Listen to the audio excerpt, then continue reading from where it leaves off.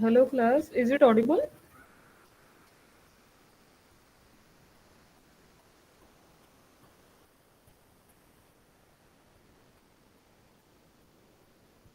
Am I audible to all? Thank you.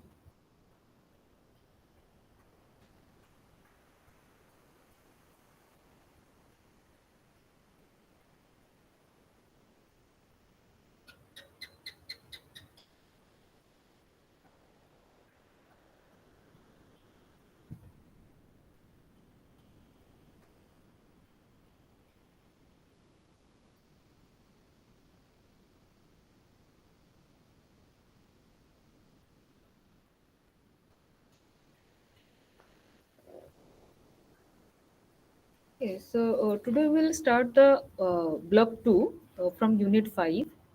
Okay, so unit 5 we have been given the Brahminical perspective on caste. Okay, uh, in this unit we will try to understand what are the position of Brahmins in the society and how Brahmins they have interpreted the caste system. Okay. Or we will also discuss how there are different theories which have been established to support the caste system, or how different theory they have explained the caste system. And we will also try to discuss what are the different types or kinds of relationship with the other caste, as the Brahmins they are having. Okay, so the relationship between or the interaction between the Brahmins and other caste. Okay, so when we start our discussion on Brahminical perspectives, it means we have to understand who are they and from where actually that concept it has came. Okay, so mm, to begin with that, we have to understand what is the Varna theory or Varna and Jati theory. As we commonly knows that Brahmins, it means we will definitely pick up that they are the particular group of a caste system, or they are a particular one group of a particular caste system. Okay, so and how these caste system it has originated, we have to understand that. Okay, so there are Varna and Jati theory, which is trying to explain how this caste system it has emerged, and how within that caste system this particular caste group, Brahmins, they have their own position, or they have their own ideology towards the society or towards the other individuals who are residing in that particular society. Okay, and those uh, theory or those idea, Varna theories or Jati ideology, caste ideology, they will try to indicate how a Brahmin should interact with the other caste group members. Okay, so let's go to that Jati and Varna theory. Okay, as we have understood, or we very well knows that the Varna means common etymological meaning, it is that the color. Okay, so and Varna among the human beings, so he understood that the color of the human being. Okay, uh, how they appear, the skin color, from that we will actually categorize the different human being on the basis of their skin color. Okay, so we have proved that, or we have certain kind of classical writings or classical scripts who are explaining how an individual or how human beings they are having different types of skin color. Okay, for example, here it has given that Rigveda it has explained that there are actually two kinds of human colors. two types of human color. One is the white color, another is the black color. Okay, so the white color, that is identified with the Arya, and the black color or the black Varna, that is identified with the non-Aryans, non-Aryans, or you can say the Dasa Varna. Okay, so their complexion is more dark, and the Aryas, their complexion is light complexion. It means white. Okay, so uh, Rig Veda, it is proposing that human being, they have two colors. One is white, another is black, and uh, uh, the white colors people, they are called as the Aryas, and the black color people, they are called as the Dasas. Okay, and here we will also find that there are another uh, categorization of burnout, or you can say another classification of burnouts. Human individuals or human beings uh, classification on the basis of the skin colors. Okay, like we have heard very famously that we have the four burners. As G.S. Gure, he writes that the Varna, uh, it can be divided into four Varnas, like the Brahmins, Kshatriya, Vaishya, and Shudras. Okay, and that is, again, he is also supporting, or he is also referring from that Rig Veda. Okay, and that Varna, that is defined as the Varnasrama Dharma in Rig Vedas. Varna is never it has applied to the this that four kinds of Varna. Okay, but in commonly we have those four Varnas, like the Brahmins. Uh, Commonly, we knows that they are identified as the priest, Kshatriyas, who are identified as the warriors or the soldiers, and uh, uh, and the Vaisya, who are identified with the common people. Okay, so three Varnas, and those who are not residing within the Varna system, we are calling them, or we are identifying them uh, as the untouchables. Okay, here in Sattapatha Brahmana, it has described that when we are the Varna means color, and it was in the sense that the word seems to have been employed in contrasting the Aryas and the Dasas. Okay, referring to their skin color, that is fair and dark color respectively. Okay, so uh, here in the Greek Veda, as they are saying, we will not find that classification of four burners. Rather, we will find that there are uh, there are two types of burners are there among the human beings, and they are the Aryas and the Dasas. Okay, and another hymn that is known as the Purusa Sutta, it has established that in the society there are four orders are there, and they are from the those four orders, or those four classifications, that are based on the origin of those person from the Purusa. It means we commonly refer uh, mm, to the Brahma. Okay, so from the parts they have originated of Purusa, accordingly their hierarchy will be placed.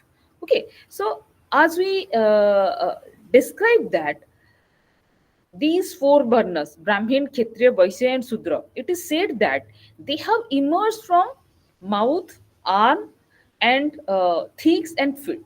Okay, so that four Varnas, as Purusa Sukta, it is saying that Brahmins, they have originated from the mouths of Purusa, and Kshatriya, they have originated, or they have been originated from the arms of the Purusa, and Vaisya, they have been originated from they are originated from the thighs of Purusa, and Sudra, they are originated from the fits of Purusa.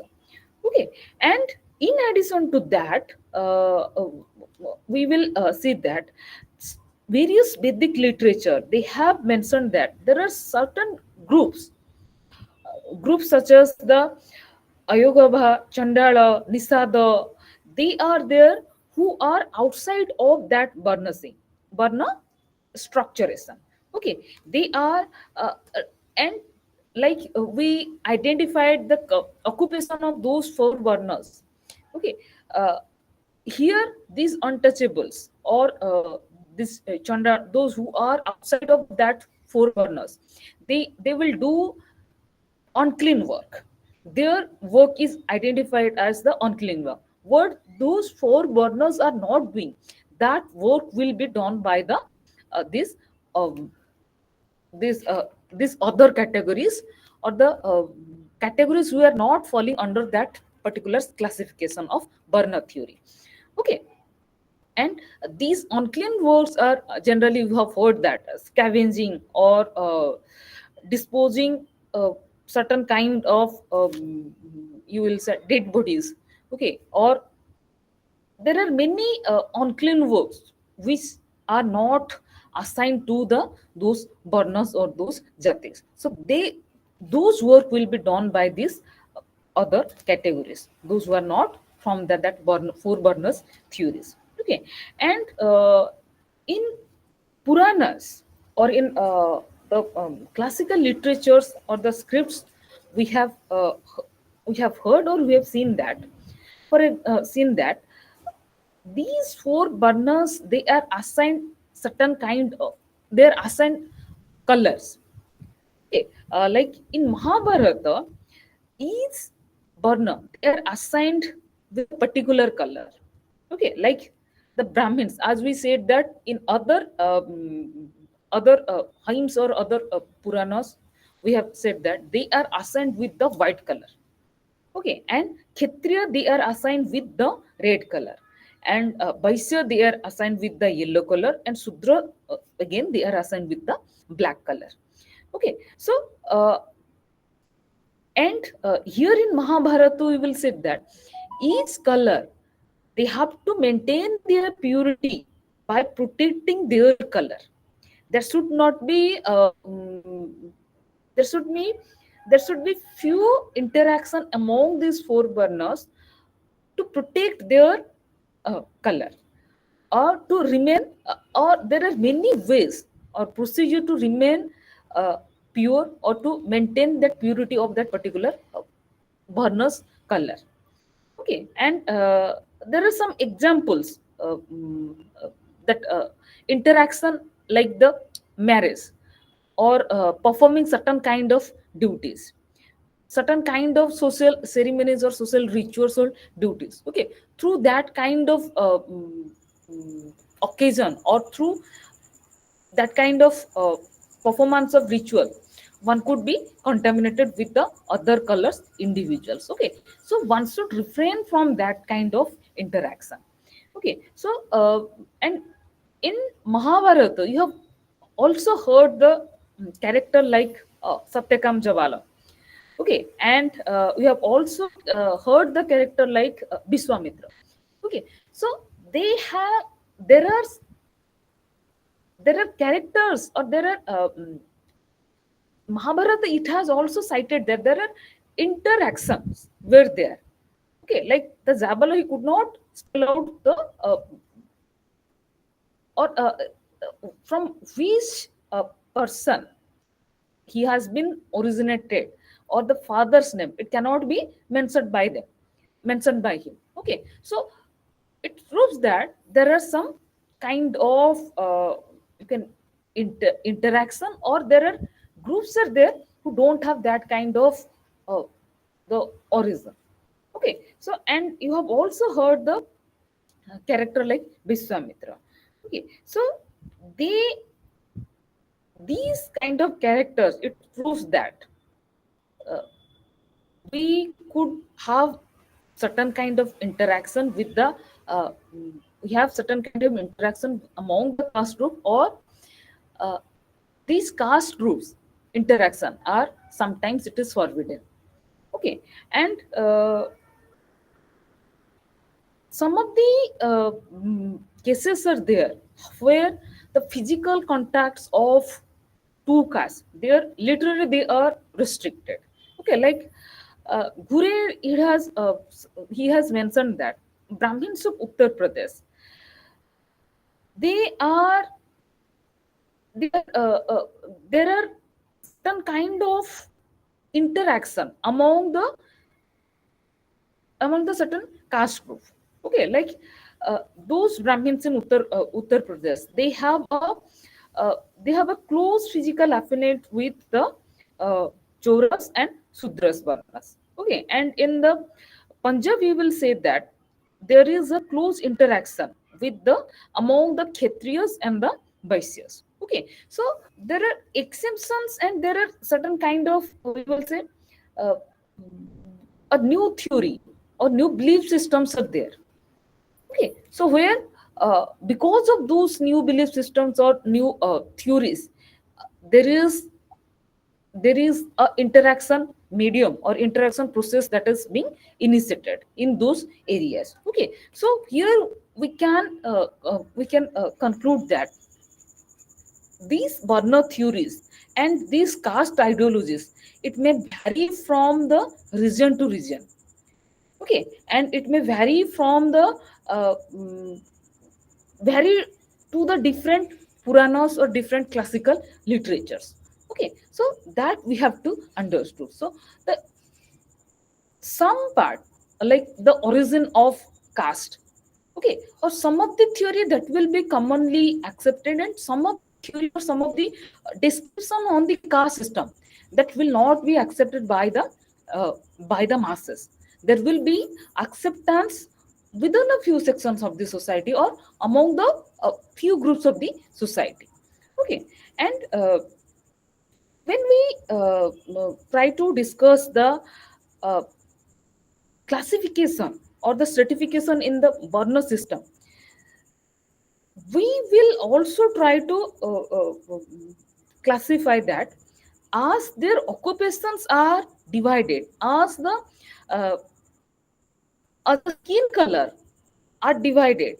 Okay, so here you will also find that uh, these burners they are assigned certain kind of classification in the soil, or you will also try to find out the classification on the basis of the on the basis of the time when that individual has got birth. Okay, so there will be different kind of colors which will be assigned to the different burners or different jatis. Okay, so in Bose word, you will see that soil can be recognized by the means of certain kind of indications. The Brahmins soil is white in color, and it smells like clarified butters, like means ghee. Okay, and it smells like the clarified butter, and it's astringent to taste. Okay, and Khetriya's soil is blood red in color and smell like blood, and it is bitter to taste. Okay, and the Baisya soil is yellow in color, smell like alkaline earth, and is sour to taste. And Sudra soil is black in color and has the taste like of that of a wine. Okay, so here on the basis of the Varna stratification system, here you can find the color of the soil, taste of the soil, and the fragrance of that soil is varying. Okay, so that is described by the Bose.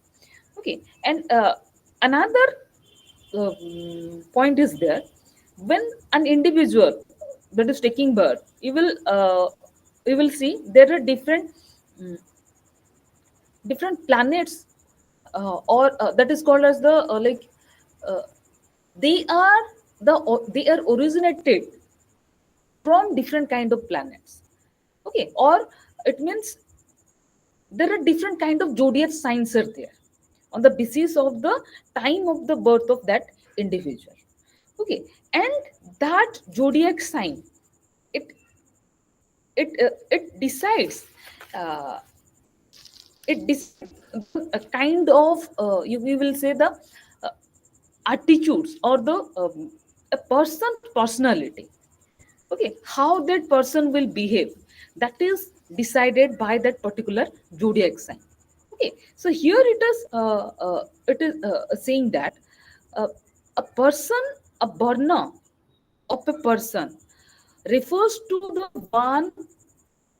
one kind, refers to the one he or she acquires because of birth, not the sign of zodiac. Okay, uh, some of the gunas you will get from that zodiac signs, but uh, the id that identity, it is again from the birth.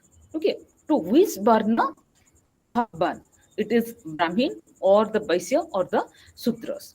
Okay, and when we are discussing the gunas, that gunas are again divided into three categories. Okay, that is sattva guna, tamo guna, and rajas guna.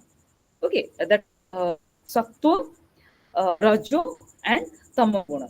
Okay, and sattva guna, that is associated with the brightness and intelligence. And yes, is it there, someone has raised her hand? Was it, was it some issues are there, or you want to ask some question?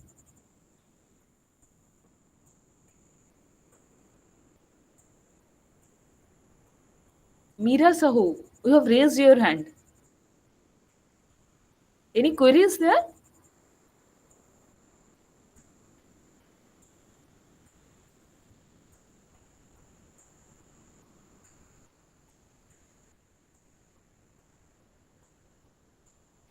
Hello, am I audible? Yes, ma'am. Okay, so I think it is done by mistakenly. Okay, so we will continue.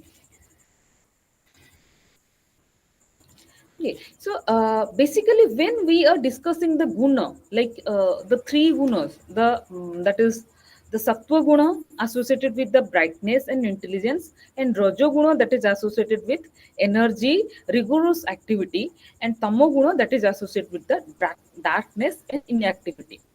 Okay, it is believed that uh, those guna, they combine different opportunities in different proportion, which brings about the variation in the behavior of people. Okay, it is stated in Gita that four varnas were created on the basis of the gunas, in the sense that sattva guna enjoys serenity of mind, self control, forbearance, and wisdom, and aptitude for acquiring spiritual knowledge are the attributes of the Brahmins. As we have seen that Brahmins, they possess, or Gita, it is describing that they possess that particular Sattva Guna, and that Sattva Guna, it is these kind of natures, these kind of characteristics it should possess. Okay, like they said, they have a serenity of mind, I mean, calmness is there uh, among the Brahmins, and they are knowledgeous, and they are they are having that quality that they can control themselves, and they can have that forbearance, means they can control different other rituals or different other kind of social practices also. Okay, and they have certain kind of wisdom is there, which is again practiced in many ways. Okay, so they are the priest. Okay, and Raja Guna, that is uh, uh, that is characterized with, they they have bravery, or they are very brave, and they are very furious, and they have some kind of steadiness. Okay, and they have a inclination for acquiring kinship, and that is again identified and again assigned to the gunas of a kshatriya. Okay, and another categories in kshatriyas, here we will find that the skill to till the land, maintain herds and cattle and other animals for sustenance, trade and commerce are the attributes of Vaishyas.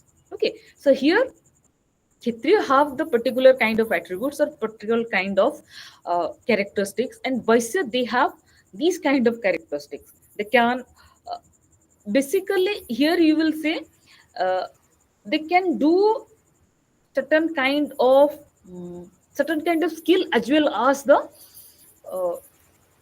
as well as the certain kind of physical work. Okay, it means to tame a particular kind of animal, like cattle herding, okay, or sheep herding. These are the skills which is found among the Vaishyas. And here another kind of skill they are possessing, that till the land, mean they can do the agricultural work. Okay, so Gita it is describing that not every individual have that kind of skill. Okay, that kind of gunas will be there. So that raja guna, that is among the two varnas, that is the Kshatriya and the Vaisyas. Okay, and tamo guna, that is it is having the characteristics like they have to serve the other group. Okay, and they have to perform some kind of manual work, which is the work of the Sudras. Okay, so they have to solve the other three burners, and they have to do they have to depend on their manual work, on the physical work for their sustenance. They don't have that kind of predestined kind of skill on which basing on which they can earn their livelihood. Okay, so these are the gunas which have been explained uh, in regards to different kind of burners which are present, and that is explained in Gita. Okay, and here in Manusmriti, you will find that a Brahmin teaches Veda, a Brahmin sacrifice for others and receive all, and the Kshatriya ordained to fight in wars and battles to protect the people from other varnas from enemies. Okay, and they could also perform the administrative work and the military service. Okay, and the Vaisya are ordained to make a living by engaging in trade and merchandise and cultivation and land and breeding of cattle. And Sudras are ordained to serve the people of other caste with modesty and humility. Here Manusmriti it is also describing how a particular varna or a particular caste will behave. Okay, and when we uh, when we apart from these norm here in Manusmriti, and here in Manusmriti you will find that they have also mentioned that in the crisis time, these four burners they could take different other kind of occupation also. Okay, and here uh, certain kind of work that has been mentioned by Manu, that can be, this could be taken up by these four burners when they are in the crisis time. Like those works are, you will find the ways, services, rearing cattle and seeking alms, and receiving interest on money. These are the some of the activities a person can undertake uh, when from all the burners when they are in the crisis or they are in the difficult times. Okay, uh, here like the when we said that the indicatives of Manu, that is enshrined in Manusmriti. Okay, uh, he has also mentioned that if one is failing to observe caste rule, it leads to a, that is a devastating kind of consequences, or you will find a very severe consequences will be there. So it is stressing on the point that one has to obey or one has to maintain that caste rules and regulation. Okay, those who degrees from the caste sacred codes were they are possessed or they are placed in the lower caste group or lower strata of the stratification system. Okay, and there are sacred texts are there where where you will say they are they're strengthening or they are trying to prescribe and they're trying to put importance on the observance of caste belief system. One has to maintain that caste purity by performing the mentioned occupation. Okay, so there are many examples are there uh, on various kind of classical literature where they have actually stressed that four burners are there and they are different from each other on respect of the color of the skin, in respect to the gunas or the attitude, in respect to the occupation they are performing. Okay, and they are also trying to stress on the point that these four burners they have to obey or they have to practice those caste ideology, and if they are deviating from that practice, then again they have to you will they have to you will see they have to face severe kind of consequences. Okay, so in this various literature or in this various kind of classical writings you will find that kind of mentions. Okay, here another point is that the work of Brahmins, like we are discussing the Brahminism. Okay, Brahminist perspective. Okay, so here when we try to discuss the Brahminism, you must have heard that they have certain kind of power, like the Gitas it has mentioned that the guna theory.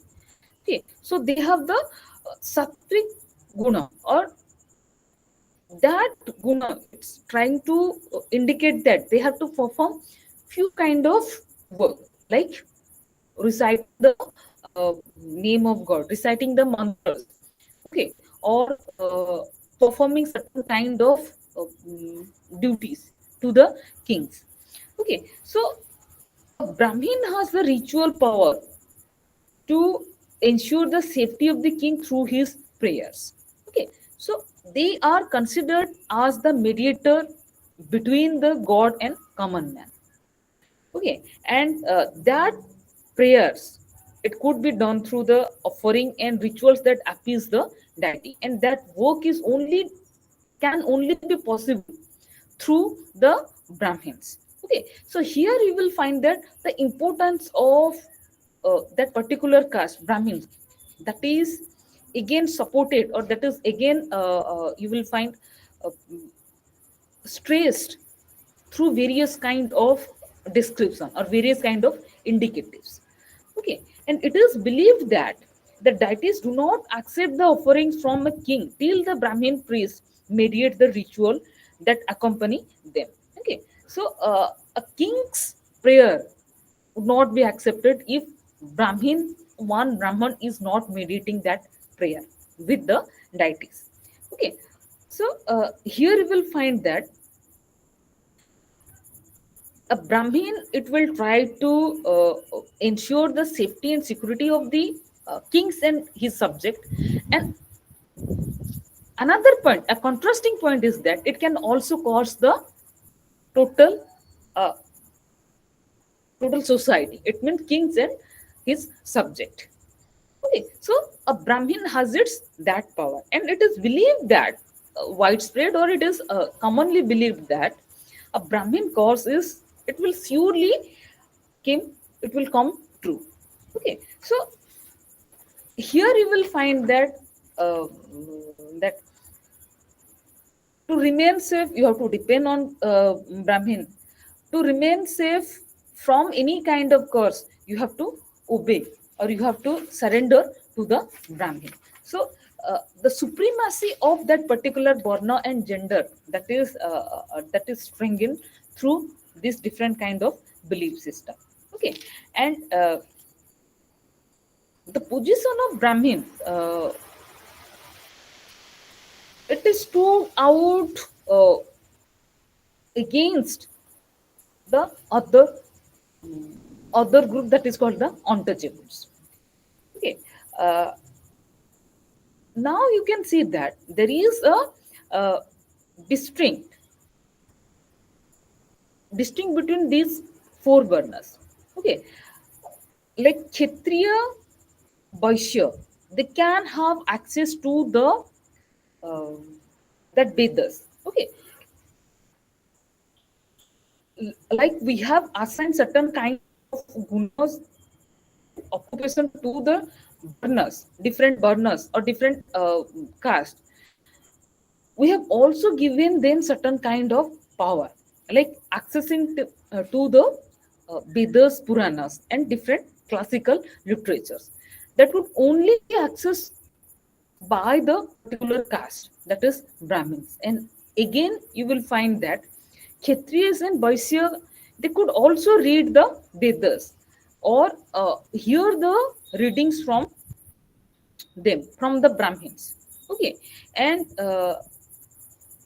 these preaching, it will be done through some kind of spiritual preceptor. Okay, and untouchables on the other hand were not allowed to hear the Vedas.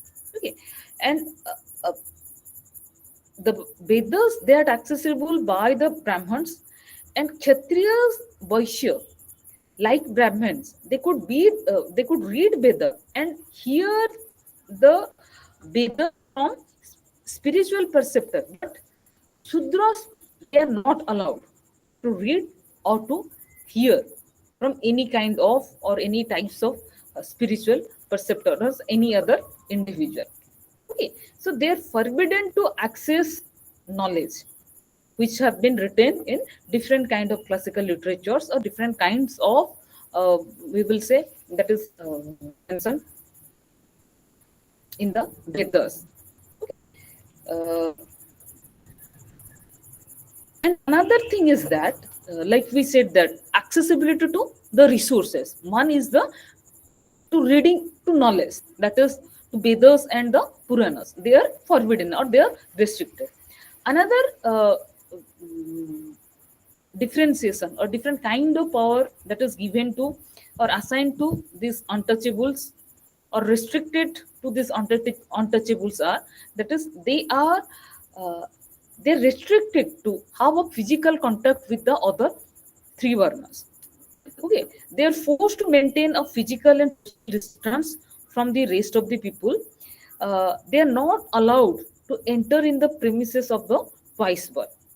Like vice born, they are the Brahmins or Kshatriyas and Sudras. We said. Okay, so Brahmins, they are commonly considered as the vice born or Dvija. Okay, and some of the examples are there, are there in Tamil Nadu. Such kind of enclosed or closed area, they are called as the agraharam. Okay, so there they are confined their activities within that uh, agraharam. Okay, it means no untouchables can enter to that premises. Okay, and here non-Brahmins, particularly untouchable, were not allowed to enter except some kind of activities like scavenging, and for which they are instructed that they should use the backlanes or from backside of that street or the homes. They have to do that kind of activities, scavenging. Okay, so in front doors or from the front lane, they cannot enter to that area or to that locality. Okay, uh, and that activity will be done in such a time that they have to maintain that. that that they have to be more disguised and invisible. One should not, a Brahmin should not see them, or they should not be seen in that particular area. They have to do the work, they have to take the backline or the uh, backwards uh, entrance of the house. But again, another point is that no one should see them, or they should not be seen to the Brahmins. Again, the responsibilities lie on the uh, untouchables. This should not be seen. Another, the vice versa, or the other contrasting way that is not stated. No one should see them. Again, the responsibility is on the Sudra. They should not be seen to the Brahmins. Okay, and they are instructed, or they are said that they should not wear the footwear. Okay, or they should not keep the mustache. If they are keeping the mustache, then they should not fill it off. Okay, so that kind of mandates are there to the untouchables. And in addition to those, you will find that the women folk of that untouchables, they were not allowed to wear the upper garments. Okay, so that is another kind of precarity you will find.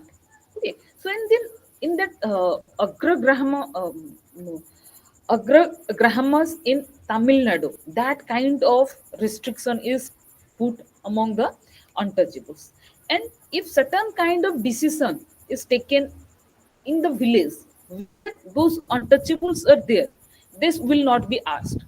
It means proper representation and proper kind of the justice, or they are not given that scope to place their voice or to present their voice.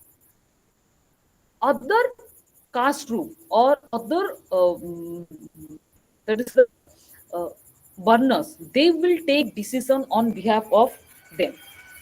Okay, they will try to uh, decide what that untouchable will do if certain kind of issues are arising among that individuals of untouchables. Okay, and Dumont, he has explained that these four burners, they are again divided into two categories. Okay, the last category of Sudra, it is opposed to block the first three. Those are the Brahmins, Kshatriya, and Vaishyas, the members of Vaisvar. And who, just a minute.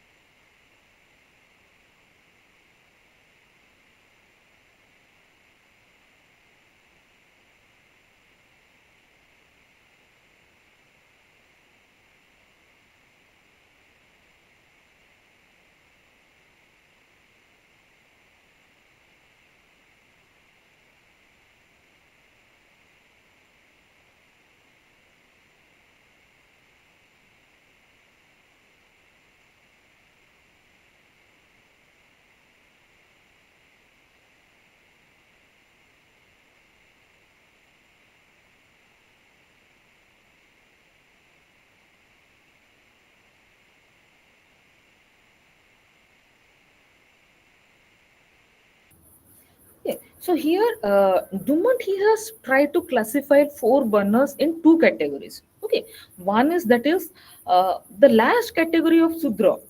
They are opposed, or they are in opposition with the twice burn. Okay, twice burn we know that those who are having that initiation ceremonies, or that is Bratapanam. Okay, so those are those category, or those Varna who are having that initiation ceremony. They are taking the second birth. First birth is from the mother's womb. Second birth is when they are teaching that thread, that sacred thread, uh, around their shoulder to the body. Okay, so that that initiation ceremony, it means to wear a sacred thread for the first time ever, over the left shoulder and across the body. It symbolizes the second and spiritual birth of the person. It tried to make those individual qualify certain kind of activity they have to perform after that initiation ceremony, or after that upanayana ceremony. You will see they are qualified to perform some kind of activities, rituals. For examples, you will see that they are they are they are allowed to recite certain kind of mantras. Okay, and one example here it has been given that the Tamil Brahmins, okay, the Tamil Brahmin boys, after Upanayana ceremonies, they can recite the Gayatri mantras. Okay, so it is done only after the Upanayana ceremony, or that sacred thread ceremonies. Okay, so that's one part. Here, there are many examples. It has been given in different kind of takes, that how a particular burner, they have to behave in a particular society, like economically, politically, and socially, and how they are they are facilitated with certain kind of power, prestige, and privileges, and some caste or burners, they are restricted from certain kind of power, prestige, and privileges. Okay, so there are different kind of indicatives are there to different kind of caste and burners. Okay, so that is you can say that is supported through the writings of in classical literatures or Vedas, different scripts of Sanskrit language. Okay, and going to the ideology of purity and impurity, here you have to understand that uh, the four varnas, or the differences, are like the Dumont classified that the twice born and the sutras. Okay, so that classification or that categorization, it is based on the certain kind of activities, or certain kind of qualities they are possessing. The social behavior, daily life activities, or the gunas we have, that is mentioned in Gitas. Okay, so by differentiating those kind of parameters, one can be pure, one can be impure. Okay, and here in purity and impurity, as we have said that uh, purity and impurity, or purity or pollution, as we have said that that is the major base of creating hierarchy in caste structure, or creating hierarchy in the that is called the burner structures. Okay, and that is commonly known that pure, it has come from the particular Sanskrit word that is called sodhana. It means the meaning is that sudh. Okay, and in English mm, you will understand it as a pure.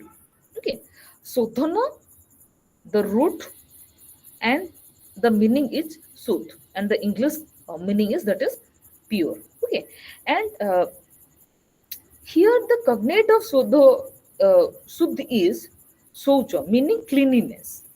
Okay, purity or the meaning of that Sodhana or Sudh, how we understand Sudh in what? Okay, how they will be considered as these category are their Sudh. Here, Sudh means the cleanliness. Okay, and there are several meanings are attached to that purity or Sudh. Okay, you have heard that spiritual purity it comes from studying the Vedas or other sacred text, Vedas, Puranas, and different other sacred text. Okay, meditating on a deity and undertaking pilgrimages, repeating the names of God. It means doing japas of God name. Okay, and practicing continence like called as the brahmacharya. Okay, and uh, asceticism that is tapas. Okay, and practicing non-violence or ahimsa, and avoiding certain kind of food like the onion, garlic, non-vegetarian foods. Okay, it is considered that these kind of foods that raise anger, lust, and passion. Okay, so when one is considered as the spiritually pure, it means that person has to perform these kind of things. That is when that person is reading any Vedas, Puranas, and any uh, sacred text, or taking pilgrimages, or chanting the mantras, or reciting the name of God, or when that person is practicing brahmacharya, practicing tapas, or practicing ahimsa, and avoiding certain kind of food like non-veg or non-vegetarian food, or avoiding onion and garlic. Okay, so by performing or by practicing these kind of uh, life, one can be considered as the spiritually pure person. Okay, and when who are considered as the impure, when that purity is lost. Okay, there are some there are some indicatives are there. Okay, like when one will lose its purity, that can be that can happen through like the imprisonment of some critical caste rule of a brahmins. Okay, for example, there are many occasions or many situations will come where one has to lose its purity. Okay, like Brahman sometimes they toss untouchable by accident because of the birth or death in the family. They have to do certain kind of rituals. Okay, some untouchables caste group they will come to the family, come to the home, and there will be a physical contact, or there will be a other kind of contact or interaction will be there. Okay, and these contact or these interaction, that is considered that Brahman will lose its purity. Okay, and that can be regained through purification ceremony, or uh, purification of certain kind of activities. Okay, and that is done through the specific kind of uh, rituals. Okay, rituals and ceremonies. Okay, and here you will see that's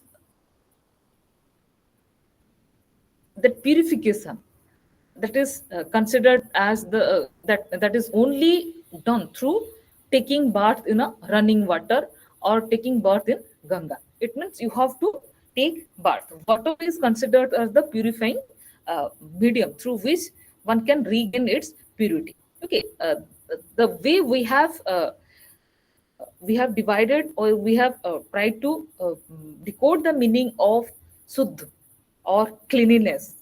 it, there you have to clean your body through the running water. Okay, and there are certain kind of activities are there where one is permanently impure. These kind of activities are that are temporary impurity, but there are some activities are there by performing that, or by possessing certain kind of honors, you will be permanently impure, like the untouchables they are possessing. Okay, for examples, their work, their occupation, they have to do uh, that is impure kind of activities. Okay, so they are permanently impure.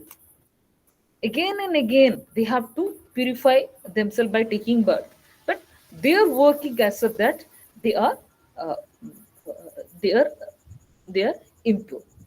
Okay, plus I will take a 10 minutes break here, and I uh, resume, or I will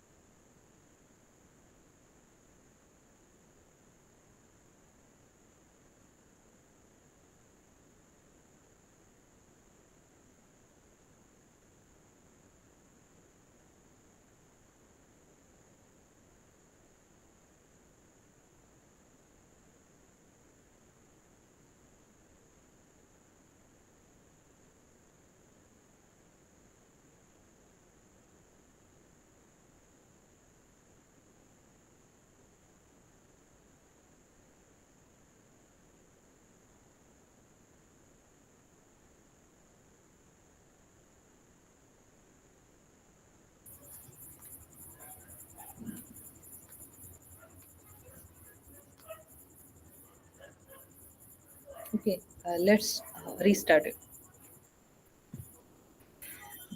So we were discussing how there are different types of purity and impurity is there.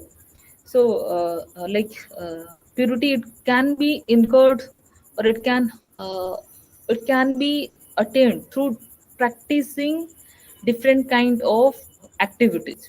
Okay, and impurity is that can be like it can be permanent and temporary. Okay, so that impurity, it can come from some kind of gunas, or it can come from some kind of materials. Okay, or we considered as the body parts. For example, here it has been given that when a washer man, the temporary impurity is that, the example we had discussed that, that is when an individual that is getting contacted with the untouchables, or on certain occasion, like during the birth and death uh, rituals of that particular family, or by accident when it can be getting contacted with the untouchables. Okay, those are the temporary impurities. Okay, and permanent impurity, that means that, for example, the untouchables, they regularly perform the untouchable unclean tasks. For example, scavenging, washing dirty linens, disposing dead animals and human bodies, and making shoes. Okay, so these are the activities of lower caste group. Okay, so and these activities are considered as the impure. So though those person, or those caste member who are doing these kind of activities, or who are practicing this kind of occupation, they will be considered as the impure. Okay, or untouchables, you can say, they are permanently impure. Okay, and when we have seen that a washerman doba, who is uh, uh, who is who is doing in most of the country, who is doing the the washing activities, or washing of dirty linens of the other caste group. Okay, and cobbler who is using leather, again that material is considered as the impure, because it is a part of a deceased body. Okay, so that is considered as the impure. And like the washerman, the impure or the dirty linen uh, at the time of birth or the time of menstruation. Okay, so and some of the body parts, they are considered as the impure, like excreta, saliva, okay, hair, nail, sweat. Okay, these are considered as the waste part of the body. So those person who are dealing with that kind of waste part of the body, they are considered as the impure. Okay, the barber, he is doing that chopping of that hair and nail.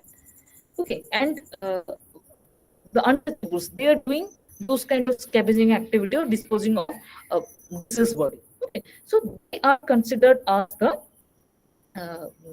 impure, uh, impure individuals, or impure human being. Okay, in Manu Smriti, it has identified that bodily secretion of the excrement, semen, saliva as impure, and their presence on the body makes a person impure.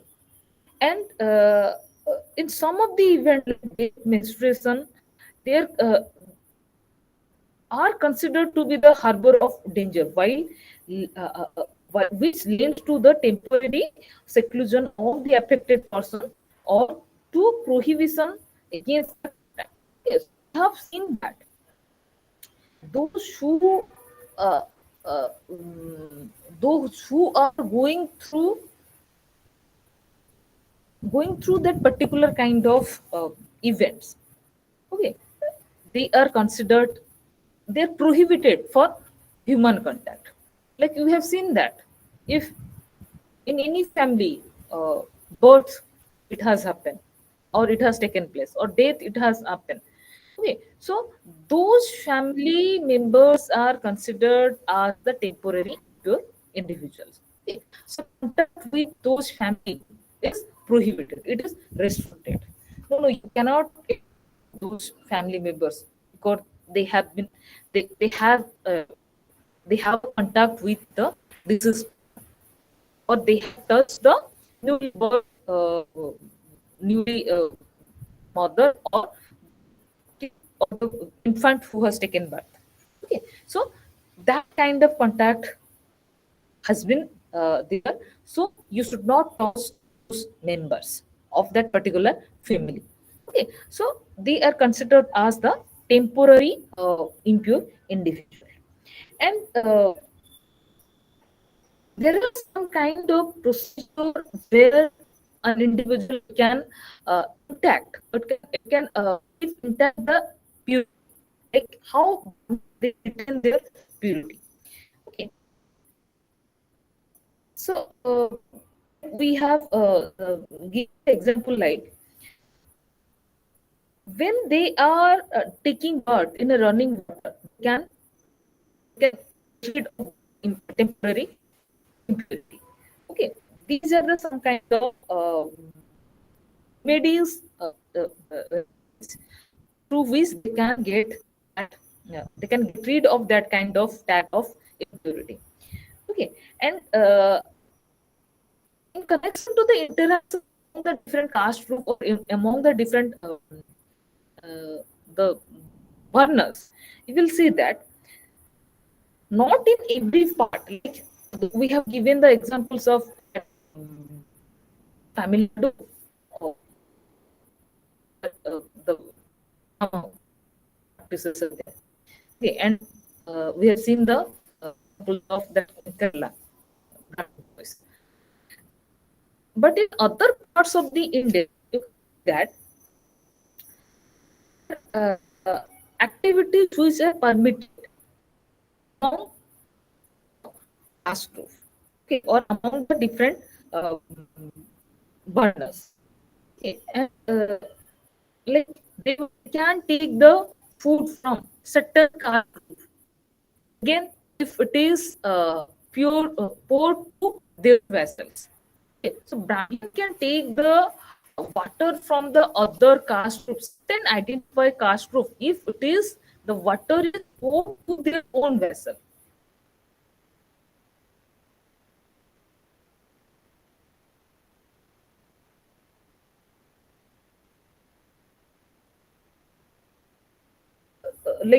We have also seen that there are some categories, caste categories are there, they are relatively considered as the pure.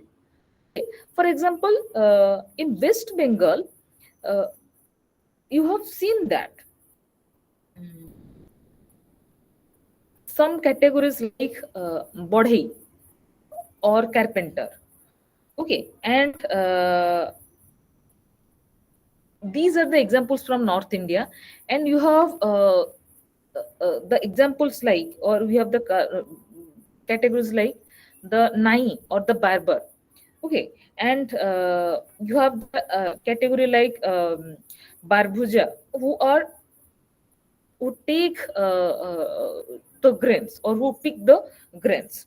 Okay, and the fisherman, or the kohor, which is the local name it is given. And these categories, they are considered as somehow they are relatively pure. Okay, so up, upper caste, the Brahmins, they can take food from them. Okay, in these are the examples from North India. And what kind of exchange can be happen among those caste groups and the Brahmins? Like they can exchange the water, exchange the food, and they are they can have that common dining. But in contrast to that, in the South India, these kind of activities are strictly prohibited. Okay, they cannot exchange water, they cannot exchange food, or they cannot dine Okay, and there are many regulations are there in South India. Okay, and we have also seen that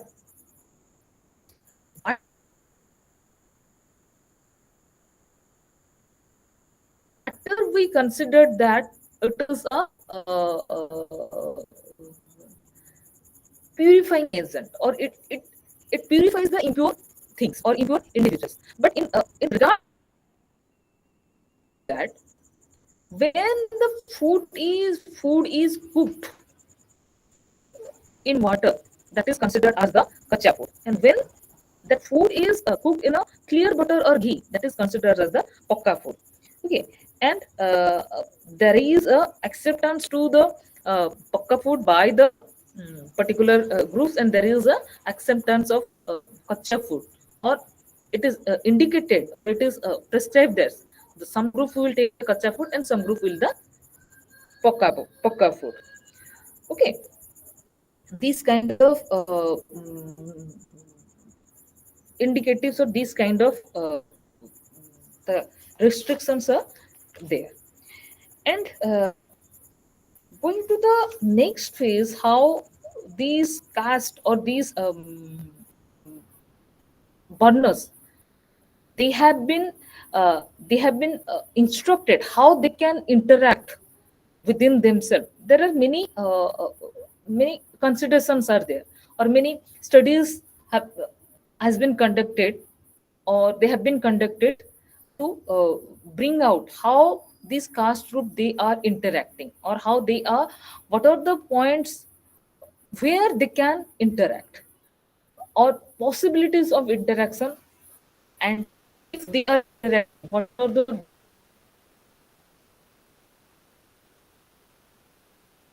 do's and don'ts, and what are the principles of interacting, where they are interacting, that has been brought out in different kind of studies. Okay, so Radha Kamal Mukherjee, he proposed there are certain degrees where where where uh, where these kind of activities can be hierarchized, or they can be considered, which is more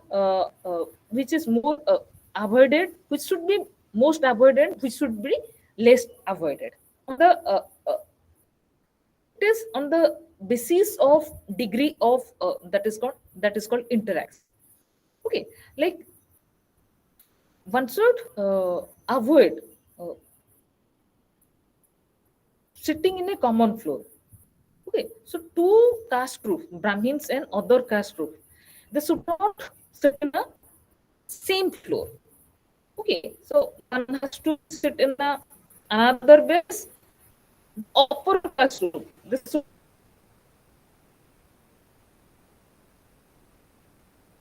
sit in base. Okay, there should be a hierarchy of sitting arrangement also. They cannot sit in a same base or a same floor. Okay, and against the interdining means they cannot take food at the same time or at the same place. So avoidance of interdining, or there should be restriction on interdining, and uh, there is a restriction to enter into the kitchen. Okay, one should not enter into the kitchen of the Brahmins, or a particular untouchable impure caste group should not enter into the kitchen of a higher caste group. Okay, and next verse is that that untouchable or impure caste group, they should not touch the metal pots of the higher caste group. Okay, and next is they should not also touch the earthen pot. Okay, and there should not be celebration or observance of festival in a common place. They should not observe any kind of festivals, or any kind of celebration cannot be done. Uh, that is called uh, they cannot do that kind of activities together. Okay, a common observance of ceremonies or celebrations will not be there. Okay, and next degree of restriction is that untouchables or impure caste group, they should not enter in the premises of the higher caste group. Okay, there should be restricted to admittance to the interior of the house. It means they cannot enter into the house. Okay, uh, and next is that there should not be any kind of physical contact. Okay, and how different caste group they are interacting, and what are the different bases are there, that is actually brought out by the Kolenda in 1997. How they are, he has pointed how these caste group they are interacting. What are the different opportunities or different situations are there where these caste group they are interacting. Okay, so there are many instances or many occasions are there where these caste groups they are interacting or they are trying to restrict the interaction. Okay, so first category is that in dietary and in marital customs. Okay, so in that dietary systems, you are trying to differentiate between two groups. Okay, like taking kacha food and pakka food. Okay, and taking some kind of impure food like non-veg. So non-vegetarian food consumed by the people, they belong to the different caste group. Okay, so the degree of impurity that is based on the kind of non-vegetarian food they are taking. Like for example, a person who is taking pork and beef, they're considered as the most impure. Okay, and Stevenson he has mentioned that it is ours to eat beef followed by pork, mutton, chicken, eggs. Okay, that is a very if you are taking beef, then you are that is not totally accepted or that is strictly prohibited. And then next kind of non-veg is that is pork, and next is mutton, and next is the chicken, and next is the egg. Okay, so there is a sequence is there, and the degree of impurity attached to that sequence. And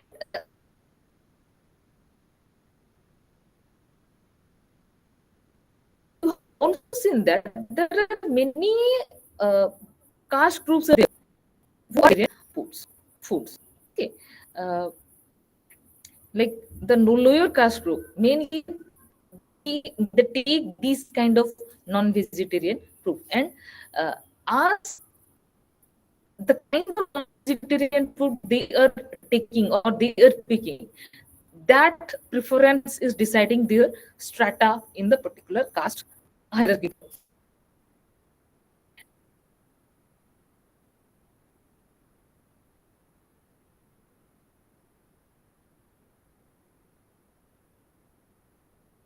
Marital customs, you have seen that the high they actually practice the monogamy. It is most raised to the particular gender, that is female.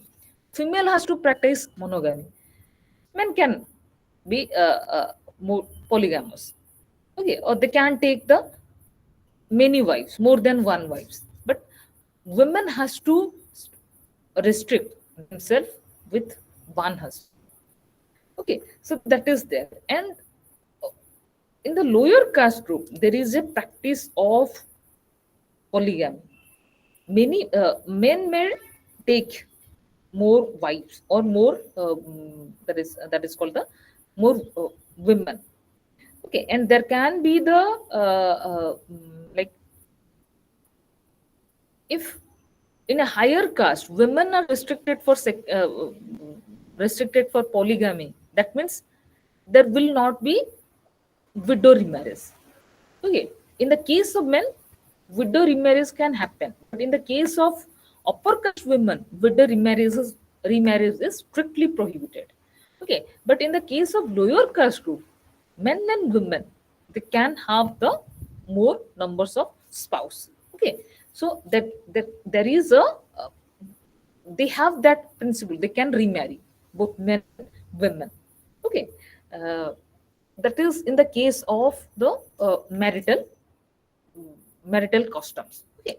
When another phase, another criteria is that is how that particular impurity is, that is inherited, inheritance of pollutions.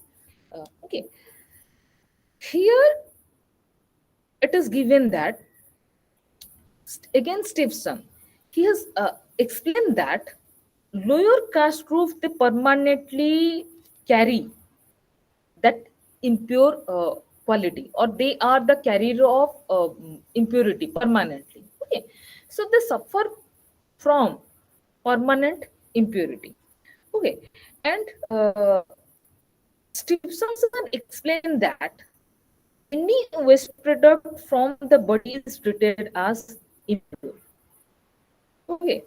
Death make the entire body waste, and those who are dealing with that dead body, okay, they will incur that impurity.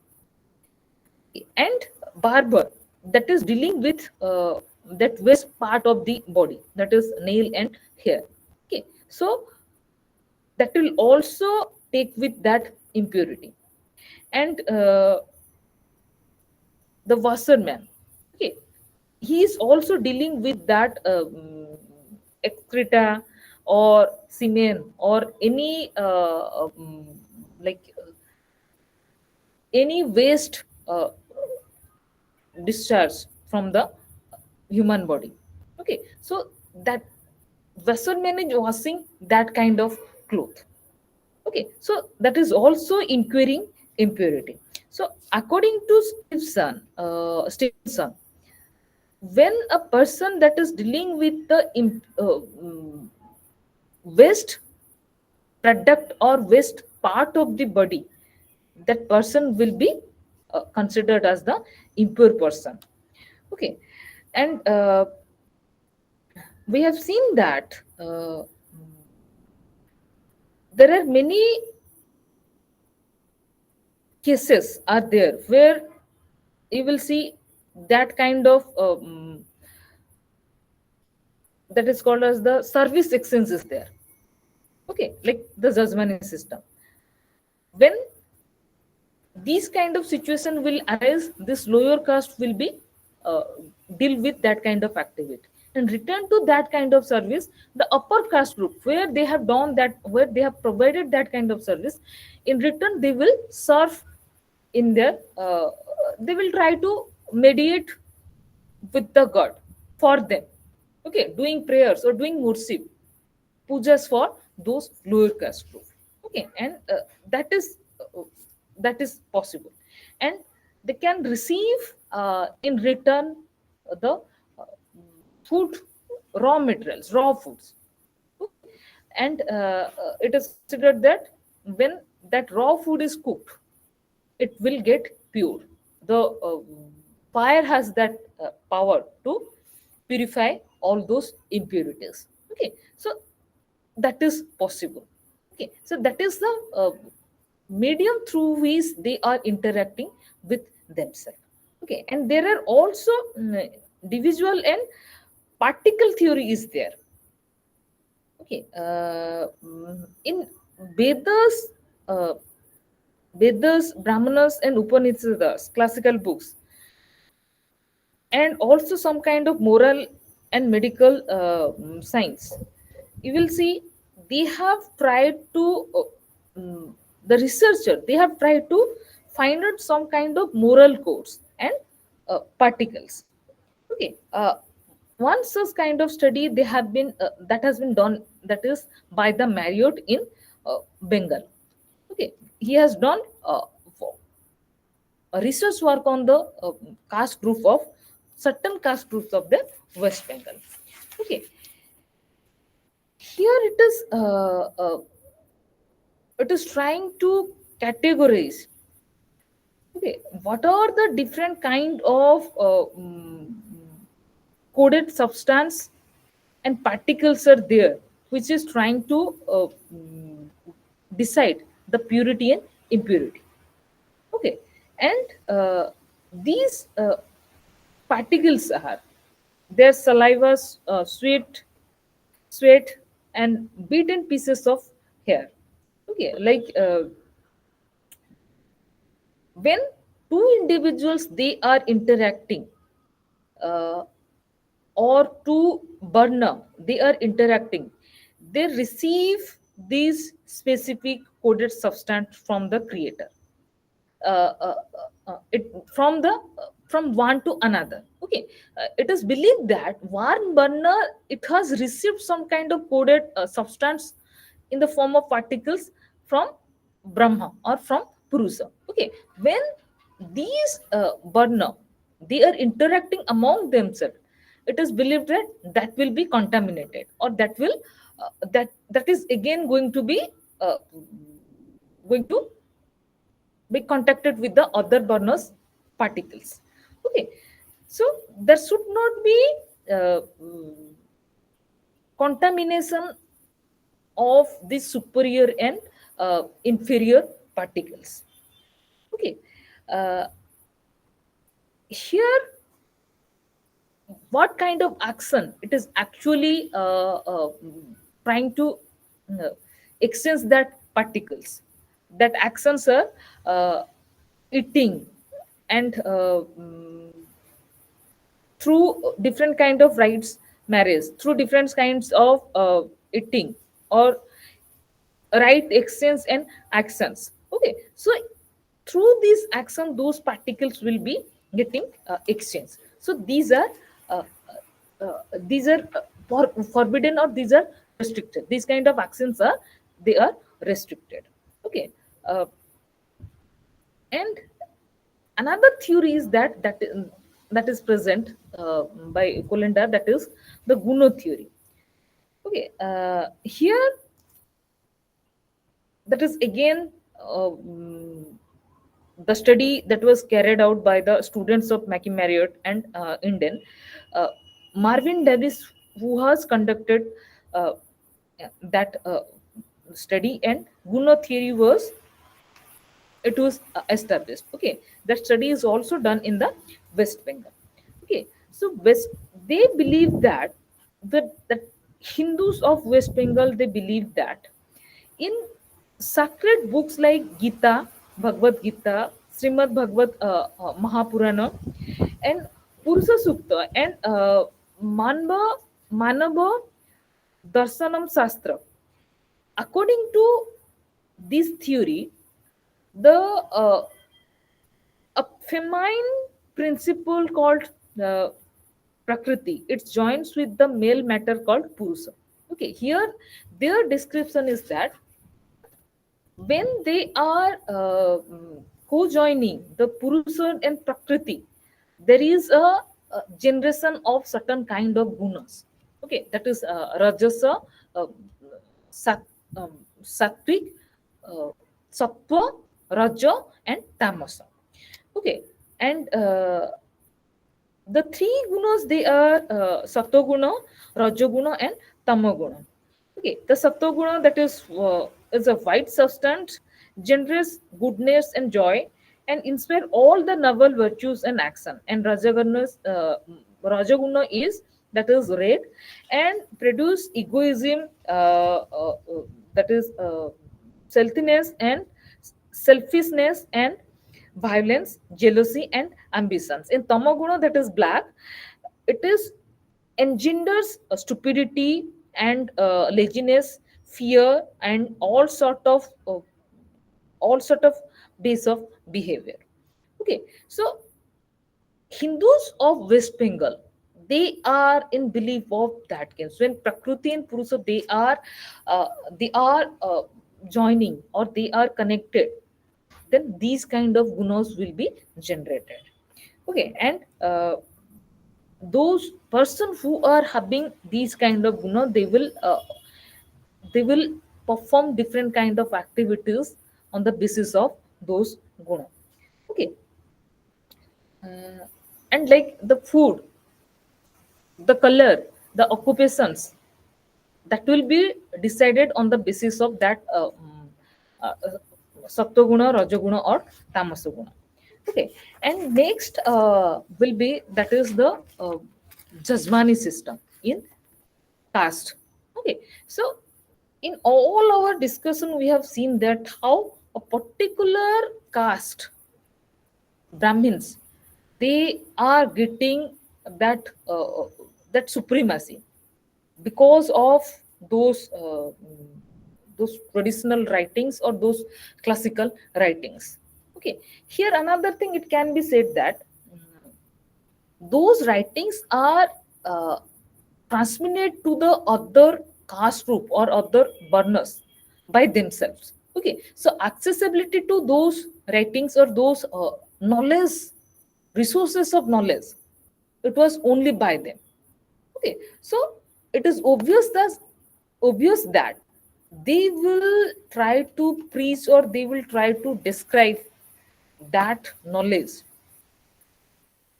as convenience to them. Okay, and there will be a supremacy of that supremacy will be maintained through that traditional or through that classical literatures. Okay, that is obvious. Okay, because they had only that accessible power, accessibility to those kind of literatures. Okay, in Jasmani system, here you will see that uh, how different caste group or different kind of burners, those four burners, they are interacting in day to day activities. Okay, and that activity that is again based on that particular kind of objective, that is uh, livelihood or economy. Okay, only because of that they are interacting. That judgment system is that is describing the interaction in that way. If that economic dependency is not there, they would not interact. Okay, they would not try to make connection with the other caste group because that in economic dependency or economic need is there, so they are trying to interact with the one another. Okay, so here you will see that the Brahmins perform rituals on different occasions of the people for the people of other caste. In returns, the Brahmins receive grain or service from those he has obliged. Okay, so like we mentioned that they will receive grains or raw materials, raw foods like some vegetables, some grains. We are giving them as the uh, uh, as a certain kind of remuneration or a certain kind of, you will say, in return to that service we are providing. Okay, or to whom they have provided that services, those caste group will work or they will provide services to these Brahmins. Okay, it can be like if they have Brahmin, one Brahmin he has done a puja for a nai or barber. Okay, so if anything, any incident like death or birth incident that is happening in that Brahmin family, that nai or barber will, in exchange of that duty, that obligation, in exchange of that he will do that service and not demand that he will not demand any kind of ways or any kind of return. Okay, so that service is mutually exchanged. Okay, and while uh, you will see Brahmins to the Kshatriya, Vaishya, and Shudra, the grain is dispensed in opposite direction from the other Varnas to the Brahmins. Okay, and here in the Jajmani system, the patron is called, or the name of that patron is the Jajman, while the who is rendering the service, that group is called as the Kamin, or that is addressed as the Kamin. Okay, so it is essential that both the Brahmins and priest himself as also the place where he performs the services are purified before the rituals. Okay, so when that person is going to that place, impure place, he will uh, do certain rituals to get purify that area. Okay, and through that process the pollution will be removed, or it will be absorbed by those kind of rituals. Okay, for the kamin, as mentioned earlier, there are payment in cash and kind, made daily, monthly, or bi-yearly per piece of work. And on special occasion, depending on the types of services rendered, they have rendered, and in part of the uh, goodwill of the Jazmani system. Okay, so those coming will get that remuneration in form of uh, kind or services. Okay, that can be uh, mm, in the form of cash, in the form of goods, or in the form of services. Okay, that can be given daily, that can be given in a weekly manner, that can be given monthly, or that can be given twice in a year, or that is based on the work or piece of work they have done. Okay, and here you will see that those Jasman and Kamins, they may not reside in a same village. The Kamin may belong to, they may reside in the nearby village. Okay, because as we have seen that there are also place restriction. A lower caste individual cannot cohabit with the upper caste individual. There are uh, there are demarcation of those places, so they live in different villages, but they provide those kind of services. Okay, and you have seen that the Brahmin sahi will be different. You have seen that Sudra sahi or Sudra street, they are different. That kind of that is called the clusters.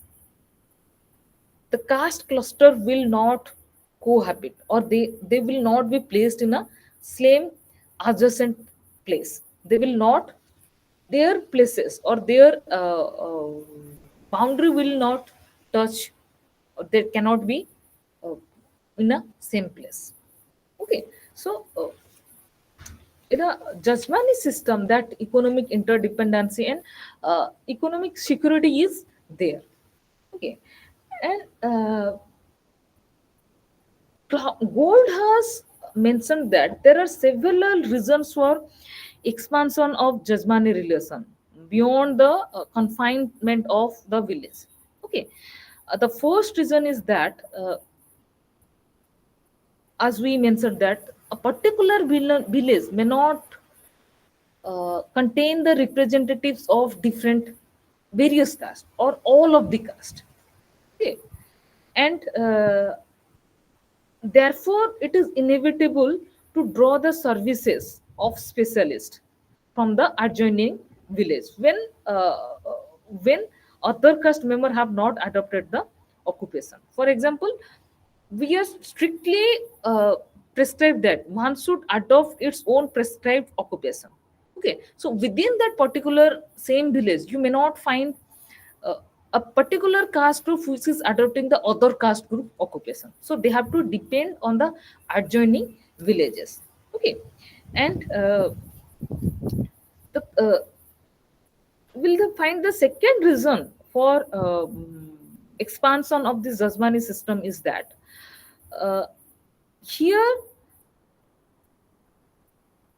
certain caste group, they have got that specialization by doing that activities by generation. Okay, so they have to be specialist in their expansion, in their occupation, and that occupation has to be expanded. Okay, for which he will try to expand its services to many villages. It means in a, if a kamin like barber, it customer or its judgment maybe from the different other villages, and it will try to expand its skills to different other villages. So that is another point for the expansion of that Jajmani system. So it goes beyond the territorial boundary of a particular village community. Okay, and the third reason for the expansion of this Jajmani system is that if a Jajman is not satisfied with the service of a Kamin, he may seek another one from an other adjoining village. Okay, so this is because the people of the caste which the erring Kamin belongs to may not be agreed to serve the dissatisfied Jajman because of the uh, casteist loyalty. Okay, uh, so those judgment who are dissatisfied with that particular kind of services, they may take the service of uh, other comings from the other village. And sometimes that those comings, the, the straightly deny to do provide service to judgment because they are dissatisfied. Okay, so this is the Jazmani system in caste village, and here you will also find the upper caste group. They have that power, or they have that uh, prestige and privileges to act as a judgment and to exercise their power in deciding different kind of remuneration towards the services those camin they have rendered to them. Okay, so here we will also find the supremacy of the particular caste group, that is the Brahmins. Okay, and there are also reaction to these kind of Brahminical supremacy. Okay, among those reaction you will find that Bremen, he has criticized the Brahminical view of caste, which is drawn heavily from the classical Sanskrit text and focus on the ritual hierarchy leading to the strict regimentation of society on the following grounds. Okay, so here you will find the Brahminical view takes a position that people conform to universal values unquestioningly, while the truth is that individuals have their own will. They doubt and sometimes defy universal value. Okay, as we said that Brahmins can only do that mediating service, mediating job with the God. Sometimes all individuals or mass will propose that they have only that power, but every individual have in their mind that why. Okay, why and how it is possible. Okay, so every individual have that it's their own will, and they doubt those universally accepted views. Okay, and the Brahminical view lays excessive emphasis on the ritual hierarchy as the basis of caste organization, undermining the importance of economic and political factors and powers. Okay, so like those they emphasize that ritual hierarchy. It means uh, for example, they will deem in the political hierarchy. For example, they will deem in the economic hierarchy. Okay, it means if you are performing any kind of you are possessing economically higher group in that particular economic system, you will not be considered the higher strata because your caste is the lower. Okay, so that is repeatedly prescribed by the Brahmins. And third is that Brahminical view dismiss any scope of cultural cross cultural comparison of caste system in India. While it needs to be accepted that caste in India is indeed unique, and it is not correct to safeguard it from the comparison with a similar form of gradation in other culture. Okay, so